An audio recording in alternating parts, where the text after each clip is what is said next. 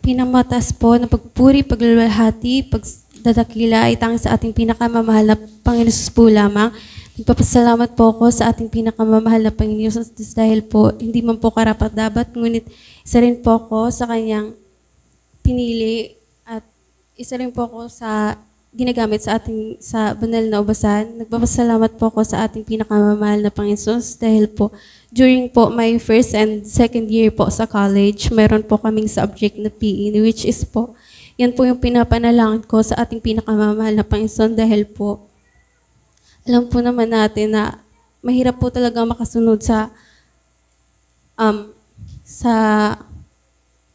kalooban po ng ating pinakamamahal, lalo po sa kabanalan.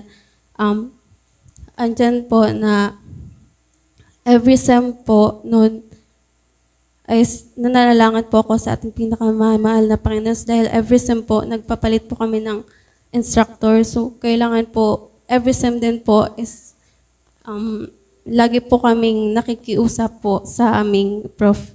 Kaya po andyan po yung pananalangan ko sa ating pinakamamahal na Jesus, and hindi po talaga ako nag-expect ng kahit makapasa dahil nga po there's a time po na hindi po ako pumapasok sa school po dahil po kapag may mga activities po parang nakakasagabal po sa gawain po. Ngunit gaano po kabuti ang pinakamamahal na Panginoon Jesus dahil po sa lahat po yata ng subject ko during that first and second year college ko po is yun po ang pinakamataas. Kaya lahat po kapurihan sa ating pinakamamahal na Jesus po lamang. Kaya ang lahat po ko napupurihan kapasalamatan tanging sa ating pinakamamahal na Panginoon Jesus po lamang.